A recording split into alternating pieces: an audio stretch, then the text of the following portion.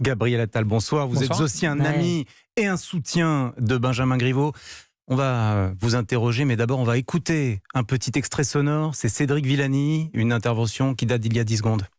Je vous annonce, ce 4 septembre, que j'ai décidé d'être candidat à la prochaine élection du maire de Paris. Et voilà, le coup dur pour votre ami Benjamin Griveaux et peut-être pour votre parti à Paris.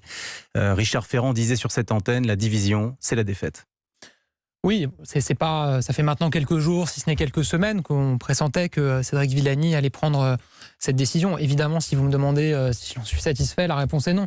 Je la regrette, c'est même une forme de déception parce que on a envie de gagner Paris. Et moi, je crois profondément qu'on peut et qu'on va gagner Paris. Et précisément, quand il y a des candidatures dissidentes, on sait que ça crée de la division. Maintenant, moi, mon souhait, c'est que dans les mois qui viennent, il y a quand même un certain nombre de mois d'ici à l'élection municipale, il puisse y avoir des discussions qui se maintiennent et qu'à la fin, un rassemblement reste possible. Les discussions jusqu'à présent n'ont rien donné. Vous l'avez regardé, je vous ai vu, vous étiez juste à l'extérieur du studio, vous avez regardé cette déclaration de candidature de Cédric Villani. Vous venez de nous dire, on va gagner Paris. Il est plutôt sympathique, il a du souffle. vous l'avez trouvé bon?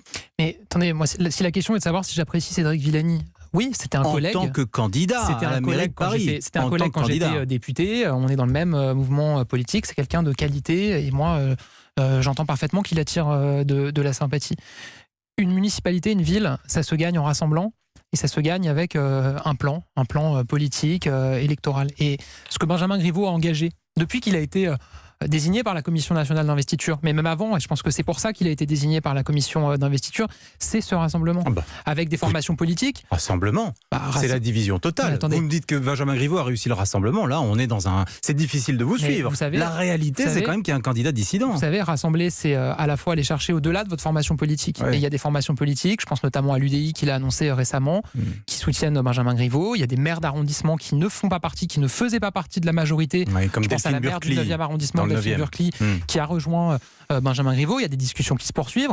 Il y a d'autres candidats qui briguaient aussi l'investiture de La République En Marche. Je pense à Mounir Majoubi, qui ont rejoint Benjamin Griveaux. Donc cette dynamique-là, vous ne pouvez pas la nier parce qu'une personne a décidé d'être candidate à côté. Vous avez un deuxième candidat à La République En Marche. Benjamin Griveaux n'a pas été rassembleur. Il n'a pas réussi le rassemblement. Encore une fois, est-ce que je vous dis que je suis satisfait, que c'est une bonne nouvelle collective? Évidemment non. Vous ne vous voilez pas la face non plus. Ce que je vous dis, c'est qu'il y a une dynamique de rassemblement qui a été engagée. On a évoqué les noms et les formations politiques que je viens de citer. Puis il y a un travail et des discussions qui vont se poursuivre. Est-ce qu'il faut l'exclure, Cédric Villani, de La République En Marche? Moi, vous savez, j'ai rejoint La République En Marche parce que c'était un mouvement politique nouveau, avec des règles nouveaux, notamment celles de l'ouverture et de la bienveillance. Il y a un article dans les statuts, article 33. Je considère candidature dissidente, exclusion. On ne se renforce pas en se purgeant, en s'expurgeant ou en excluant des personnes de notre formation politique, quelle qu'elle soit. Donc moi, je ne suis pas favorable aux exclusions. D'ailleurs, Benjamin Griveaux lui-même a demandé à ce qu'il ne soit pas exclu parce que il faut qu'il sache que la porte de la maison restera toujours ouverte, lui restera toujours ouverte. Il est membre de la majorité, il est membre du groupe à l'Assemblée nationale. Où il a des amis d'ailleurs, ça joue sans doute aussi dans cette volonté de ne pas l'exclure. Gabriel Attal, le message envoyé, on n'exclut pas Cédric Villani, à tous les marcheurs mécontents, partout en France, et des villes où il y a des problèmes, il y en a quelques-unes, je ne vais pas toutes les citer. Le message envoyé, c'est allez-y, partez en candidature dissidente, à la hussarde, un peu comme Emmanuel Macron en 2016, enfin... Ça, c'est l'histoire politique. D'abord, je ne suis pas sûr qu'il y ait tant de problèmes que ça de ce que vous décrivez. Montpellier, Lille, Dunkerque, Albi, Tours, Lyon, je vous cite toutes les villes où il y a des candidatures, des conflits entre marcheurs. Je vais vous dire quelque chose. Est-ce qu'on pensait que ces élections municipales, y compris la phase des investitures, allaient être une promenade de santé? Évidemment non. Vous savez, nous, ces élections municipales, on les aborde un peu s'agissant des municipalités en place avec une page blanche. On n'avait pas d'élus sortants. On n'a pas gagné de ville La République En Marche pour la bonne et simple raison que La République En Marche n'existait pas à l'époque. Donc quand on arrive dans des décisions au niveau local, on se frotte à des jeux au niveau local aussi, avec des personnes, des élus parfois qui sont déjà installés, qui ont une histoire personnelle. Les candidatures dissidentes vont fleurir partout. S'il n'y a pas de sanctions. Moi je ne crois pas. Je ne crois pas. Je pense qu'il y a globalement et collectivement dans La République En Marche une conviction que c'est bien d'être rassemblés pour gagner. Bon, on vous a entendu. Est-ce que la leçon à tirer de tout cela, c'est peut-être la nécessité de clarifier la procédure d'investiture ? La Commission nationale d'investiture de La République En Marche a été accusée d'être viciée, d'être opaque. Peut-être que le parti, là, manque de démocratie interne, de transparence ? Je vais vous dire, moi, ce qui m'étonne, c'est que cette Commission nationale d'investiture, elle existait exactement dans le même format à l'époque des investitures pour les élections législatives en 2017. Et à l'époque, personne n'avait critiqué ce fonctionnement, y compris d'ailleurs Cédric Villani, que je cite, mais qui était candidat à l'investiture aux élections législatives dans sa circonscription, face à d'autres personnes qui auraient aimé être investies à sa place. Il avait été investi à l'époque.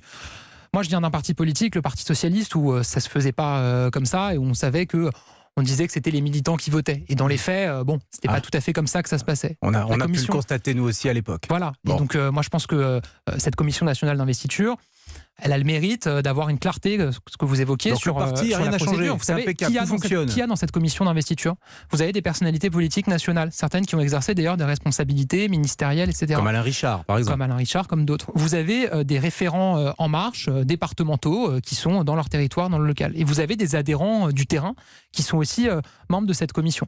Et donc, on voit bien qu'il y a cette pluralité et cette diversité de membres de La République En Marche, d'ailleurs d'autres membres d'autres formations politiques qui participent à cette commission d'investiture. Ça lui donne une certaine objectivité, je crois. Parlons maintenant vraiment de la stratégie politique de votre parti à l'approche de ces municipales. Vous serez tous à Bordeaux ce week-end pour les campus des territoires. C'est la rentrée de La République En Marche. Ouais. Et puis c'est notre vous lancez... C'est la première fois qu'on fait un moment comme ça de rentrée de La République absolument, En Marche. une sorte d'université d'été, mais axée sur les municipales. Ça se passe à Bordeaux. Et alors là, vraiment, personne n'y comprend rien. Le maire qui a succédé à Alain Juppé, Nicolas Florian, est un ami d'Édouard Philippe. Il est allié avec le MoDem à Bordeaux. Et Stanislas Guerini et La République En Marche ont investi un autre candidat, Thomas Cazenave, pour aller le déloger. Vous gouvernez la France ensemble, mais vous vous combattez sur une ville comme Bordeaux ? Mais j'en reviens à ce que je disais tout à l'heure. Vous savez, La République En Marche, aujourd'hui, n'a pas d'élus sortants dans les territoires. Et donc forcément, il y a d'autres formations politiques qui peuvent avoir, eux, des élus sortants.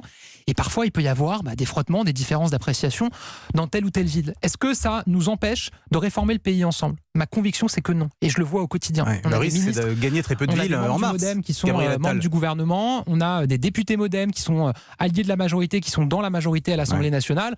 Et on distingue parfaitement les enjeux nationaux de certains enjeux locaux. Encore une fois, on est sur certaines villes. Et encore une fois, je vous dis...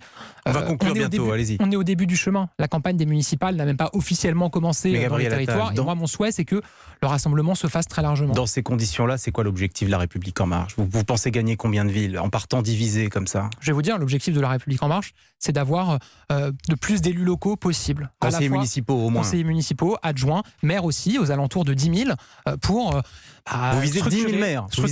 Pour structurer notre mouvement dans les territoires. Et pour continuer au niveau local ce qu'on a engagé au niveau national. Merci Gabriel Attal d'avoir été mon invité ce soir.